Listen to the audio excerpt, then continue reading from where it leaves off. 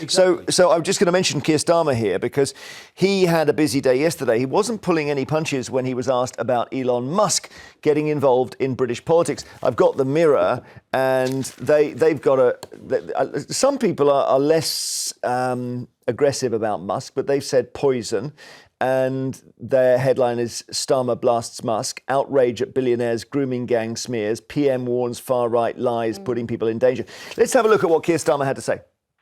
Because those that are spreading lies and misinformation as far and as wide as possible, they're not interested in victims. They're interested in themselves. But when the poison of the far right leads to serious threats to Jess Phillips and others, then in my book, a line has been crossed. What do you think of all that? He was perfectly right. I mean, you don't like Musk being involved in... Well, one, I don't understand why he is. He doesn't live in this country. He has no reason to get involved in our politics. Two, he obviously doesn't understand what has happened. If he knew what had happened previously, he would know that Keir, when he was DPP, was responsible for changing the system to make sure that grooming gangs couldn't get away with what they were getting away with. Three, any inquiry has to come from the local authority that hosted the social services. It doesn't have to. It doesn't have to. We've had an inquiry. We've had the Baroness J inquiry. Keir actually produced a report to the then Prime Minister David Cameron, and they've had 10 years to We'll get on to this business of inquiries, because that it is crucial to ask whether we actually could have... But can I just say on Jess Phillips, nobody has done more for women and victims of grooming than Jess Phillips. All right. For her to be exposed to that kind of vile is appalling. Well, what was interesting yesterday is you could see the Conservatives thinking about this, because Keir Starmer's whole day was disrupted by Musk, which is, a crazy situation. Musk is important, not just the richest man in the world. He's going to be part of the incoming Trump government. So what had really annoyed Keir Starmer was, I think, the Conservatives sort of saying, well, Musk has got a point. So have a listen to this.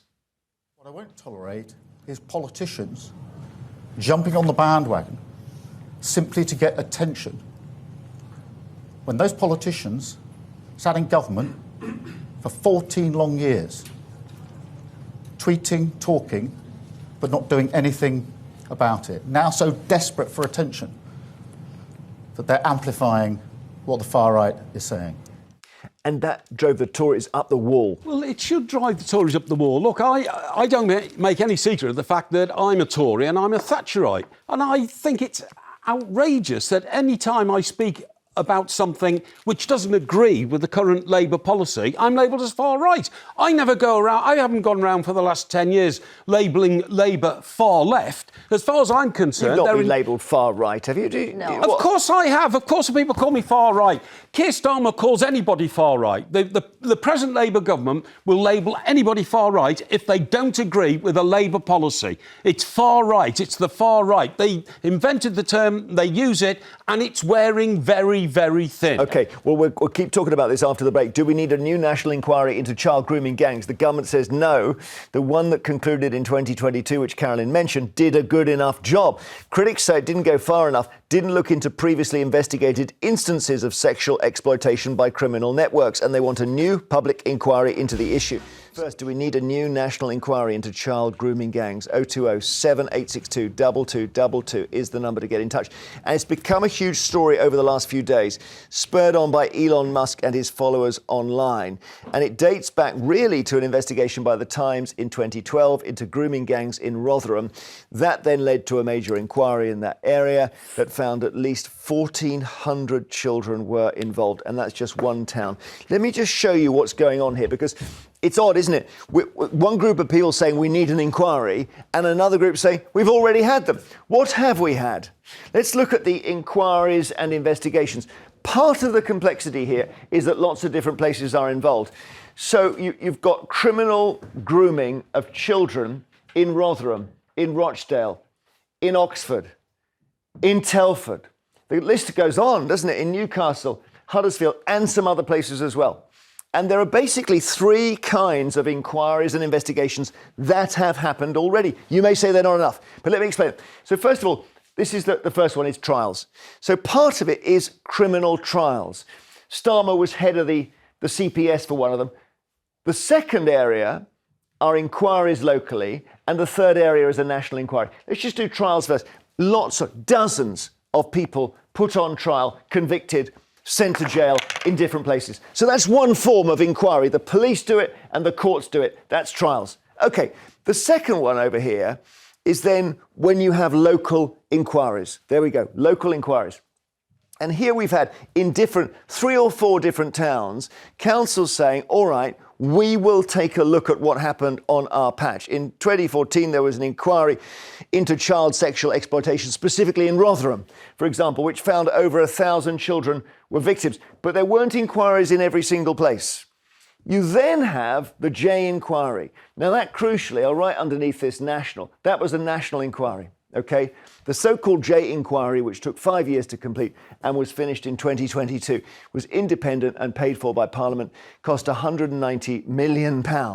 It didn't go back and look at those places where they'd done local inquiries, but it did make recommendations on a national level, such as saying that councils and police forces weren't really up to the job of understanding the scale of the problem. So when you look at all that, Mike, you can see why Labour is saying, wait a minute, we've had trials, we've had local inquiries, we've had the J inquiry. Why do we need another one? Because nothing's been acted upon. There have been inquiries, there have been investigations, nothing's been acted upon.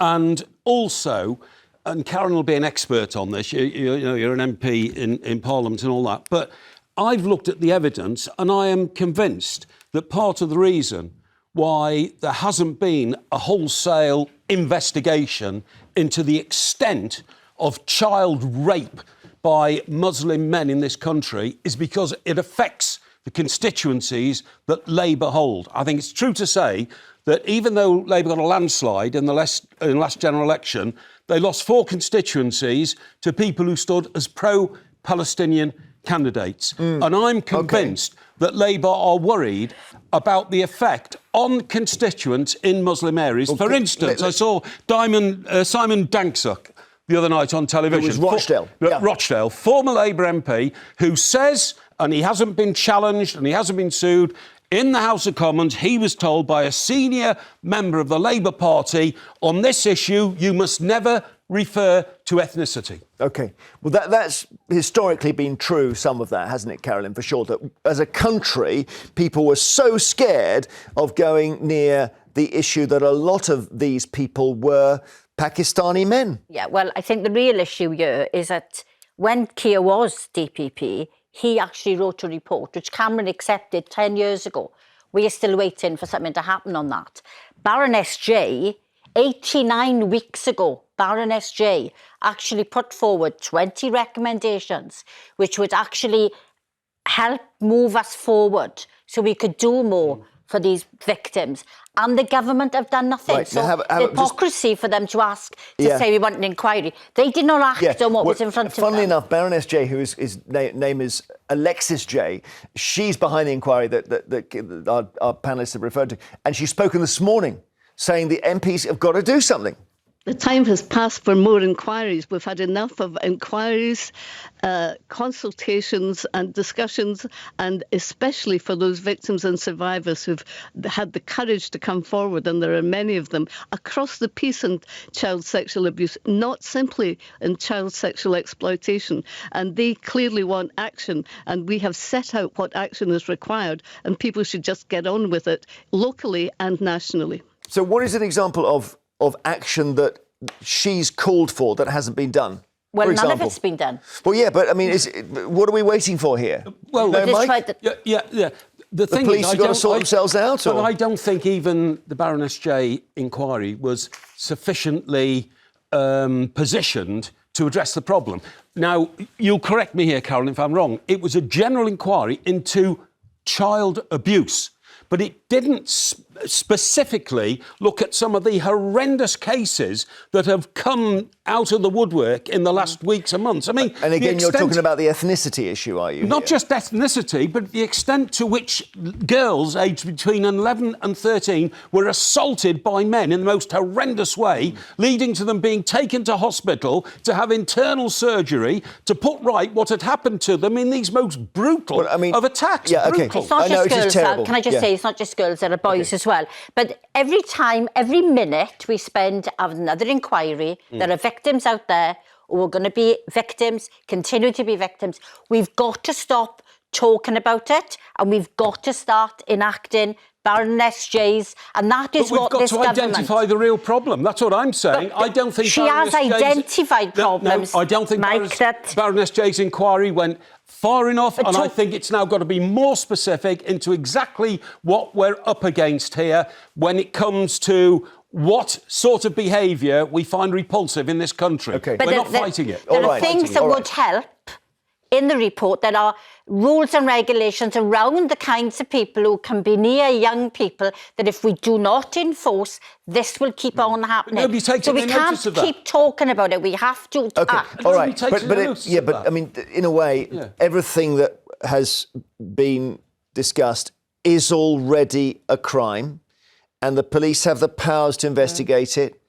If they didn't do it out of political correctness or whatever, they know they've got to sort themselves out. Yeah. Do we need to tell them again? But who's going to enforce that? One of the things that Baroness J has said is that we need a single source of data gathering for all offences of child sexual exploitation. We haven't got that now. So what you were talking about, the stuff that's coming out of the woodwork, would all be in one place. That would help us to move on to prosecute. I don't know. Let's talk to it's got to be quicker than an inquiry. This thing is, I saw an article in the papers today saying this could bring Keir Starmer down. And it's come out of a blue sky in the sense that we were dealing with it 10 years ago, we thought. Mavis in Cheshire, what do you think of this? Well, I think it's absolutely disgusting. And what Keir Starmer said about the far right, all the time it's the far right. We're ordinary people. I would not vote Labour anymore. I used to do. But how they've handled this, I think it's absolutely horrendous, and it does need a public inquiry to see who covered up what, who didn't do their job properly, and they need bringing to book. I know there was a comment he made yesterday, which I think the Downing Street had to sort of retract, which was something about it was something about associating your far right if you are banging this drum. Right bandwagon. Well, yeah, and actually, Mavis, as you point out, it's nothing to do with politics. It's about being outraged by the way these behaviour children were treated. Yeah. Thank you, Mavis. Betsy in Lancashire, hi. Hello, hi. This is such a terrible story, and it's back with us. Maybe we didn't take it seriously enough the first time. Well, I think that's correct, and I think the guy who's on the show is talking nonsense, really. We've had an inquiry. Another inquiry can take 5 years. Let's get those implementations, which covers a wide field as well. I mean, I'm from Lancashire, and in Rochdale, I used to live in Haywood, where, to be honest, that was where it was happening. And what really happened, it were young girls that nobody took any notice of. Yeah. And these young white girls, because they were from vulnerable homes or just were hanging about, nobody took any notice of them. And obviously, I think that needs to be looked at in the future. First of all, let the implementation, and it's the police and social services. I'm sorry, but I don't think we've still identified the extent of the problem. It is horrendous. It's a nightmare. Now, you say no more inquiries. This Labour government, I think I'm right, Carolyn, in saying in their manifesto said we're going to have an inquiry into the Battle of Orgreave, which happened in 1984 during the miners' strike. So they're clearly not against inquiries. It's just what we need to inquire into. Let Carolyn talk. This inquiry, Mike, this has been done. I don't think it has been. There's a set of recommendations which will help the situation. Let's get them implemented. The specific problems, we will find more information. Have they identified the specific problems? I mean, for instance... But we can't hold off any longer, Mike. Carolyn, we know, for instance, there's a bloke walking around in Rochdale who was convicted of sexual abuse, who served a time in jail, who's come out and is now living in the same neighbourhood that his victims live in. I mean, this would not happen under these recommendations. Well, I hope not. OK. Betsy, thank you. After the break, we'll take more calls, and lots of people on the line wanting to talk about more calls on whether we need a new national inquiry into the child grooming gangs. 0207 862 2222 is the number. Let's speak to Esri in Glamorgan. Hi, Esri. Good morning. How are you this morning? I'm well, Hope although you're well. it's such an awful story. It goes back to a terrible time, doesn't it? Yes, it does. And this is why, personally, I think there needs to be a new inquiry, but I think it needs to be a judge-led inquiry. And depending upon the outcome of the inquiry, I think that the judge should be able to order criminal cases against those who failed to act. That would include members of the previous government. And if that means a few people end up in jail over this, then so be it. Because there needs to be a clear understanding that our children are not up for abuse in this country, and that there needs to be more done to ensure that these sorts of horrendous things don't happen. But in equal measure, and I just want to just quickly highlight something to Mike. Earlier in the programme earlier on, you said that Labour invented the term far right. That's not correct, is it, Mike? Oh, did he say invented it? Yeah.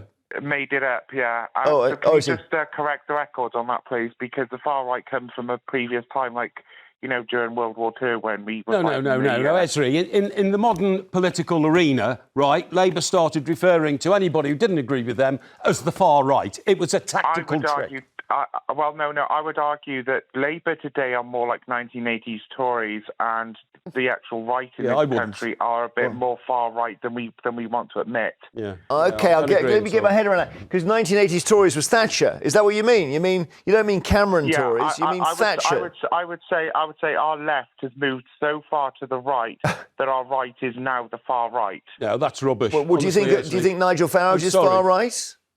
Oh, absolutely. I think he's extreme far right. And I think if Nigel Farage is extreme far right, how do you define Tommy Robinson?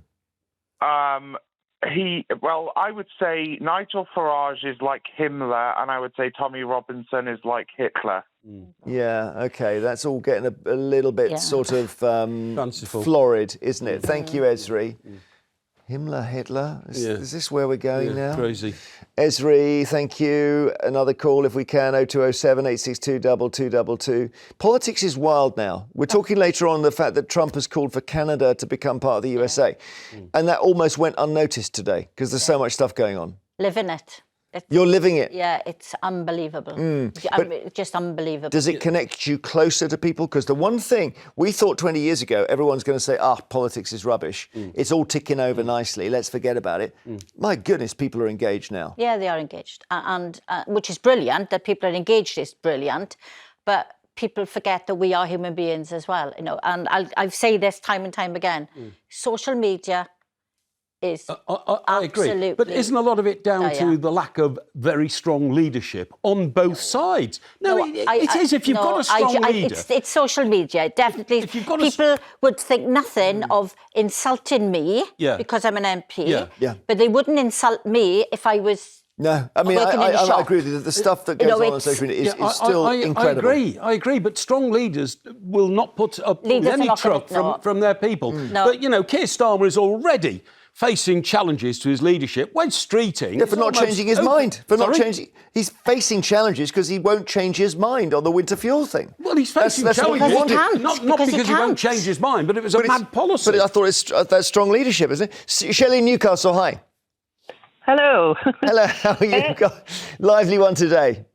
I'd just like to say that the first one wasn't all for the gangs. It was actually it was only concentrated on 6 towns, and it was apparently a very short passage in the inquiry. It was mostly about the churches, Jimmy Savile.